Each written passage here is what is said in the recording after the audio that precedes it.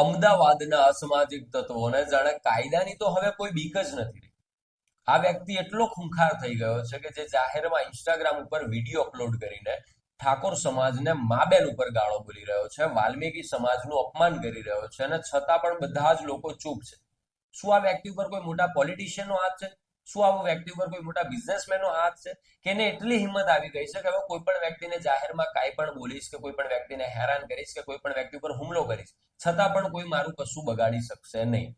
જી હા મિત્રો, આજના વિડીયોમાં આપણે વાત કરવાની છે અમદાવાદના એવા અસામાજિક તત્વોની કે જેને હવે કાયદાની કોઈ બીક જ નથી રહી. તો બન્યા રહેજો વિડીયોના એન્ડ સુધી.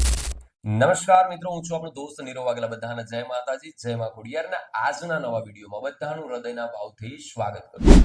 મિત્રો, ગઈકાલે મેં ઇન્સ્ટાગ્રામમાં એક આઈડી જોઈ હતી. આઈડીનું નામ હતું માફિયા અને એ આઈડીની અંદર એક વિડીયો વાયરલ થયો હતો. જે વિડીયોમાં એ વ્યક્તિ કોઈ ઠાકોર સાહેબ નામના વ્યક્તિને ખુલ્લેઆમ મા બેન ઉપર ગાળો બોલી રહ્યો છે. એની સાથે સાથે એ વાલ્મીકી સમાજનું અપમાન કરી રહ્યો છે. બધા જ લોકોને અત્યારે ખબર છે કે કોઈ પણ વ્યક્તિની જાત પર બોલવું, કોઈ વ્યક્તિને જાતિ વિષયક શબ્દ બોલવા એ એટ્રોસિટી લાગવાના ફૂલ ચાન્સીસ છે. કોઈ વ્યક્તિનું આવી રીતે અપમાન ન કરવું જોઈએ, છતાં પણ લોકો ખુલ્લેઆમ કોઈ સમાજનું અપમાન કરી રહ્યા છે. કોઈ વ્યક્તિને ખુલ્લેઆમ મા બેન ઉપર ગાળો બોલી રહ્યા છે. તો આટલી બધી વ્યક્તિની અંદર હિંમત આવે છે ક્યાંથી? કોઈ વ્યક્તિ એમને સપોર્ટ કરી રહ્યા છે? કોઈ મોટા બિઝનેસમેન એમને સપોર્ટ કરી રહ્યા છે? શું કોઈ મોટા પોલિટિશિયન એમને સપોર્ટ કરી રહ્યા છે? તો મિત્રો, આવો સૌથી પહેલા આપણે એ વિડીયોને જોઈએ. સ્પેશિયલ વિડીયો ઠાકોર સાહેબ માટે. આપણે ભાઈ 11 વાગ્યાનું એને કીધું હતું કે 11 વાગ્યા લગી વસ્તાલ ચોકડી આવી જશે. ઠાકોરની ઓલાદ હોય તો ઠાકોર નહીં બેટા, ના ટાઈમ થયો નહીં. આપણે એને ભંગિયાની ઓલાદ આપણે એને ભંગિયાની થયો નહીં. આપણે એને ભંગિયાની ઓલાદ કઈ બોલાવવાનો ભાઈ. એમનામ તાકાત હતી તો નરોડા મારા ઉપર ફટકો કરી દીધો. આપણે તાકાત હતી તો આપણે સામે સાથે ફટકો કરીશું. એના જેમ નહીં દૂધ ચોરીમાં જઈએ આપણે અંદર. બરાબર. નહીં, આજ સુધીના રેકોર્ડમાં રેકોર્ડ ચેક કરી લેજો પોલીસનો. આપણે ઠાકોર સાહેબ ને આવો જ મારશું ને આવો જ વિડીયો અપલોડ કરશું. એ તમારી ચેલેન્જ આવો જ મારી વિડીયો અપલોડ કરશું, એ અમારી ગેરંટી. ગમે ટૂંક જ સમયમાં આવશે એનો વિડીયો. બાકી ઠાકોર સાહેબ ને કહીએ જે તૂટતું હોય ને તોડી લેજે. બધાને એવું નહીં કેતો, બધાને નહીં કેતો, ખાલી ઠાકોર સાહેબ ને જ કહું. એવું વિડીયો બધા માટે નહીં બનાવતો, બરાબર.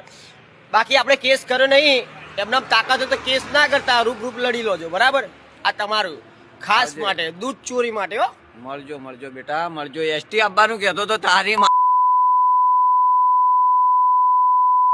તો થોડા લઈને આવજે, 10-15 છોકરા.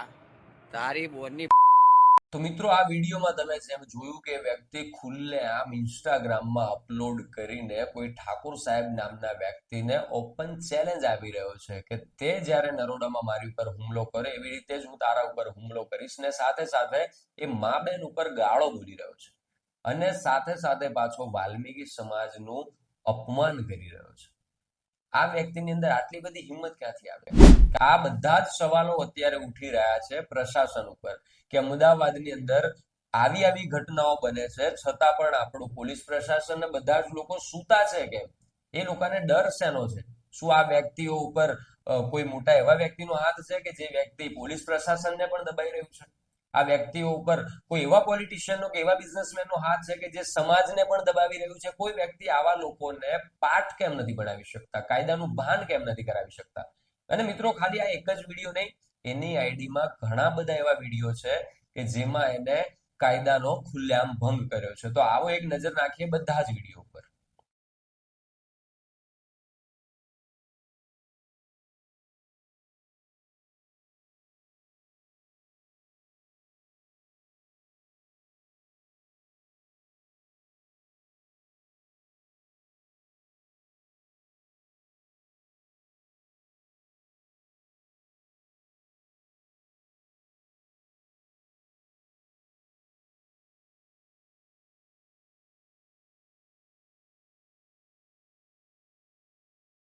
મિત્રો, તમે દરેક વિડીયોમાં જોયું કે વ્યક્તિ ખુલ્લેઆમ કાયદાનું ભંગ કરી રહ્યો છે અને સ્વીકારી રહ્યો છે કે હું ગુનેગાર છું, હું ડોન છું, માફિયા છું, હું ખરાબ માણસ છું, બદમાશ માણસ છું.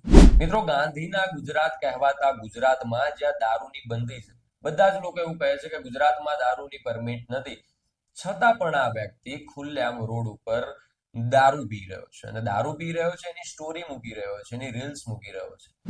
બધા જ લોકો એવું કહે છે કે આપણી પાસે હથિયાર રાખવા એ કાનૂની ગુનો બને છે, છતાં પણ આ વ્યક્તિ ચાલુ બાઇકમાં છરો લઈને જઈ રહ્યો છે. કોઈ વ્યક્તિ સાથે તમે ઝઘડો કરો તો એ પણ કાનૂની ગુનો બને છે, છતાં પણ આ વ્યક્તિ રિક્ષા ચાલકને જાહેરમાં મારી રહ્યો છે અને એનો વિડીયો બનાવી રહ્યો છે. બાઇક ચાલક સાથે પણ એ ઝઘડો કરી રહ્યો છે, બાઇક વાળા પર પણ હુમલો કરી રહ્યો છે. અને એવા ઘણા બધા વિડીયો છે કે જેમાં ખુલ્લેઆમ આ વ્યક્તિ કાયદાનો ભંગ કરી રહ્યો છે, કોઈ વ્યક્તિને હેરાન કરી રહ્યો છે, કોઈ વ્યક્તિને પરેશાન કરી રહ્યો છે, છતાં પણ પ્રશાસન ચૂપ છે અને બધા જ લોકો ચૂપ છે. તો એવો તો કેવો આ વ્યક્તિને સપોર્ટ છે કે આ વ્યક્તિને હવે કાયદાનું કે કોઈ પણ વ્યક્તિનું બીક જ નથી. તો આની ઉપર વહેલી તકે પ્રશાસને ધ્યાન આપવું જોઈએ અને આ વ્યક્તિને ગમે ત્યાંથી શોધીને એના ઉપર લીગલ એક્શન લેવા જોઈએ, જેનાથી એ ભવિષ્યમાં હવે આવા કોઈ ખોટા કાર્યો કે કોઈ એવા કામ ન કરે જેનાથી જાહેર જનતાને કે કોઈ સમાજને કે કોઈ પણ વ્યક્તિને કઈ નુકસાન થાય. તો મિત્રો, આ સમગ્ર ઘટનામાં તમારા શું અભિપ્રાય છે કમેન્ટ બોક્સમાં જરૂરથી જણાવજો. વિડીયોને લાઈક કરવાનું ભૂલતા નહીં, ચેનલને સબસ્ક્રાઇબ કરવાનું ભૂલતા નહીં. એની સાથે આ વિડીયોનો અહીંયા જ એન્ડ કરું છું. તો બધાને જય માતાજી, જય મા ખોડિયાર.